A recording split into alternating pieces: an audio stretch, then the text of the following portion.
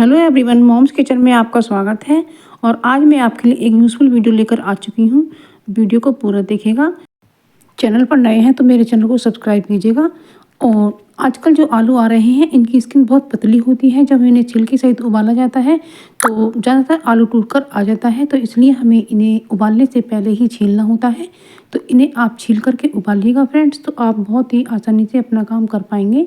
तो इन्हें उबालने के बाद छीलना मुश्किल हो जाता है। तो सबसे पहले इन्हें छीलिएगा और धोने के बाद इन्हें हमने कुकर में डाल दिया है। और बस इसमें हम थोड़ा सा नमक ऐड करेंगे जिससे हमारे आलू में कालापन ना आए। तो इस तरीके से थोड़ा सा नमक ऐड करना है। तो उसके बाद देखेंगे कि आपका जो आलू है वो बिल्कुल सफ़ेद रहेगा और आपकी जो कुकर है वो भी काला नहीं होगा। तो इस तरीके से ये टिप बहुत अच्छी है, आपको ज़रूर पसंद आएगी। अब अगली ट्रिक है हमारी बथुए को लेकर। क्या होता है फ्रेंड्स, हमें सब्जियां कुछ इस तरह से बनानी चाहिए जिससे उसमें हवा आती जाती रहे। लेकिन जब हम कुकर में सब्जी बनाते हैं तो उसमें हवा नहीं आती है, लेकिन उसमें ये फ़ायदा होता है कि हमें जब जल्दी होती है तो उसमें जल्दी से सीटी आ जाती है।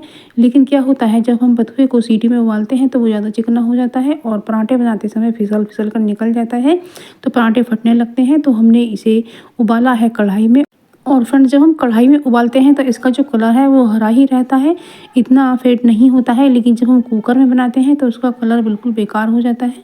तो इस तरीके से आप कढ़ाई में इस तरह से चिमटे से उलट पुलट के बथुए को उबालिए फ्रेंड। 10 मिनट में बथुआ उबल जाता है। तो इस तरीके से बथुए को आप इस तरह से उबालिए और फिर जब इसके पराठे बनाएंगे ना तो पराठे बिल्कुल भी फटेंगे नहीं और बहुत ही अच्छे तरीके से पराठे बनेंगे। तो मैंने तो इस तरीके से अपने बथुए को उबाला है। आप देख सकते हैं कि इसका ग्रीन कलर है। और अब अगली ट्रिक आती है धनिया को लेकर फ्रेंड्स। जब आजकल धूप नहीं निकल रही है और विंटर सीजन है, यानी कि ठंड बहुत है, और अब धनिया को हम कैसे सुखाएं, तो इस तरीके से हमें कढ़ाई में डालकर इसे भूनना है। लेकिन हमें भूनना ऐसा है कि धनिया हमारा बिल्कुल भी कलर नहीं बदलना चाहिए और इसमें जब हल्की सी खुशबू आने लगे तो बस इतना ही हमें उतार लेना है। और जो इसका दाना होता है वो थोड़ा क्रिस्पी हो जाता है, तो इससे धनिया अच्छी तरह से पिस जाता है। तो बस हमें इस तरीके से हमें बनाना है। जब हम धनिया को भूनकर पीसते हैं तो इसमें और भी अच्छी खुशबू आने लगती है। तो बाज़ार के जो मसाले आते हैं वो सभी यही बात होती है कि मसालों को भूनकर पीसा जाता है, लेकिन उन्हें ज़्यादा नहीं भूना जाता है, केवल हल्का सा ही इनका कच्चापन निकाला जाता है। तो इससे मसाले की जो टेस्ट होता है वो बढ़ जाता है और बहुत ही अच्छा मसाला हो जाता है और पीसने में भी आसानी रहती है। तो इस तरीके से जब हमने धनिया पीसा है तो बहुत बारीक पिसा है और इस तरीके से हमने पेपर पे फैला दिया है। तो इसमें जो गर्मी है, यानी कि जो धनिया गर्म हो गया है, वो थोड़ा ठंडा हो जाएगा। और पेपर पर डालने के बाद हमें 1-2 मिनट के लिए छोड़ देना है और उसके बाद हमें डब्बे में इस तरीके से डालना है पेपर को मोड़ करके। इससे क्या होता है, धनिया बिखरता बिल्कुल भी नहीं है और सीधा डब्बे में चला जाता है। और ये बहुत ही आसान सी ट्रिक है। तो इस तरीके से फ्रेंड्स जब हम करते हैं तो हमारा काम जल्दी हो जाता है और समय की बचत होती है। और यदि हम चमचे से डालते हैं तो उसमें बिखर भी जाता है और उसमें समय भी ज़्यादा लगता है। तो इस तरीके से ये ट्रिक भी आप ज़रूर से अपनाइएगा। अब अगली ट्रिक आती है आलू को लेकर। जब फ्रेंड्स हम आलू देखते हैं कि हुआ है या नहीं तो हमारा हाथ भी जल सकता है। तो हमें चाकू से इस तरह से देखना होता है, जो चाकू आराम से जा रहा है यानी कि वो आलू उबल गए हैं। तो जब आलू बॉईल हो जाते हैं तो उसके बाद जब हम निकालते हैं तो इस तरह से गरम गरम ही इन्हें फोड़ना होता है, क्योंकि ठंडे होने के बाद ये इतने केड़े हो जाते हैं कि ढंग से फूट नहीं पाते हैं। तो इसलिए ये वाले आलू नए वाले जो आते हैं इन्हें गरम गरम ही फोड़ना होता है। तो हम इन्हें चमचे से फोड़ रहे हैं तो ये बहुत ही आसानी से फूट जाते हैं। और जब ये ठंडे हो जाते हैं तो इन्हें फोड़ना मुश्किल हो जाता है। तो इसलिए जब आप इनको बनाएं तो इस तरह से गरम गरम ही फोड़ कर रखें। तो जिस तरह से आप रखेंगे उसी तरह से ये हो जाएंगे। तो इसलिए फोड़ कर ही रखें। पराठे बनाएं तो ज़्यादा मैश कर लें और सब्जी बनाएं तो थोड़ा हल्का दरदरा बनाएं। तो इस तरह से हम इन्हें गरम गरम ही फोड़ कर रखते हैं, तो फिर इनमें आसानी रहती है। तो फ्रेंड्स हमारा बथुआ ठंडा हो गया है। यदि हम इसे गरम गरम निचोड़ेंगे तो हमारे हाथ गरम हो जाएंगे और फिर हम ठंडे पानी में धोएंगे तो हमारा हाथ ठंडे गरम होने के बाद फटने लगेंगे। तो इस तरीके से हमें बथुए को ठंडा करने के बाद ही हमें निचोड़ना है और इसे अच्छी तरह से निचोड़ना है ताकि इसका पानी निकल सके। और जब इस बथुए के आप पराठे बनाएंगे तो बहुत अच्छे पराठे बनेंगे और पराठे बिल्कुल भी फटेंगे नहीं। तो इस तरीके से आप कर सकते हैं। तो अब ये ठंडा हो चुका है, तो अब जब हम पानी से धोएंगे तो हमारे हाथों पर भी कोई फ़र्क नहीं पड़ेगा। और ये जो बथुए का पानी है इसे भी हमें नहीं फेंकना है, इससे अपना सर धो लेना है। सर में कैसी भी रूसी हो वो भी ख़त्म हो जाती है।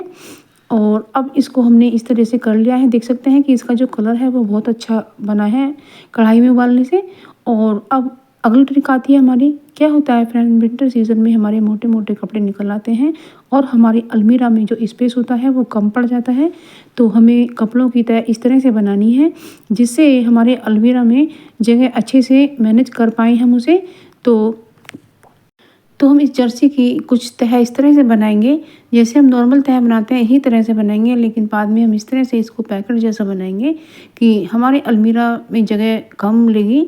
और इस तरीके से हमें मोड़ना है और बस इसका जो ये पार्ट है इस तरह से नहीं मोड़ के इसके अंदर ही हमें कर देना है। तो आप देखेंगे ना, ये छोटा होकर इस तरह से बन जाएगा और बहुत सुंदर पैकेट जैसा लगेगा। और इससे हमारी जो अलमीरा है उसका स्पेस बहुत ही कम ये लेगा और इस तरह से हम अपने कपड़ों को अच्छे से मैनेज कर पाएंगे। तो ये बहुत ही यूज़फुल सी ट्रिक है, आपको ज़रूर पसंद आएगी।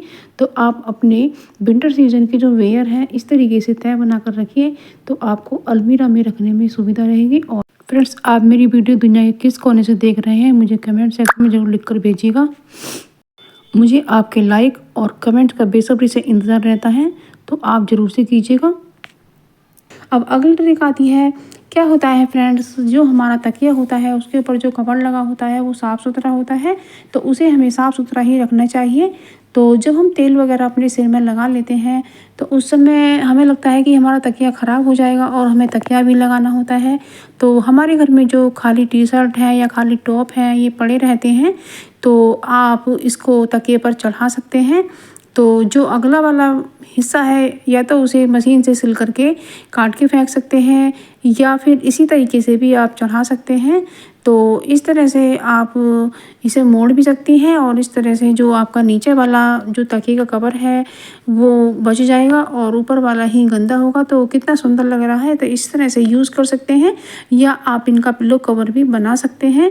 तो ये बहुत ही यूज़फुल सी ट्रिक है और आपके जो टॉप वगैरह बेकार पड़े रहते हैं उनका भी रीयूज़ हो जाएगा। तो ये कितनी अच्छी ट्रिक है, आपको ज़रूर पसंद आएगी। और तो फ्रेंड्स, अब नेक्स्ट टिप देख लेते हैं।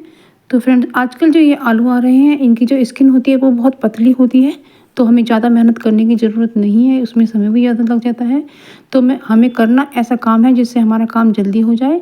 तो जो ये हमारे चाय छानने की छलनी होती है या ये आलू में हमारी जाली निकल आती है, फलों में भी निकल आती है, तो इसको हमें बिल्कुल भी नहीं फेंकना है। ये बहुत ही अच्छे चूने का काम भी कर सकता है और आप इससे ये आलू भी छील सकते हैं। तो देख सकते हैं कि ये जो छलनी होती है इससे कितनी जल्दी से आलू छिल रहे हैं और बहुत ही जल्दी हम आलू छील पाएंगे और हमारा काम जल्दी से हो जाएगा, क्योंकि इन पर ज़्यादा छिलका नहीं होता है, हल्की सी स्किन होती है, बस वही हटानी होती है।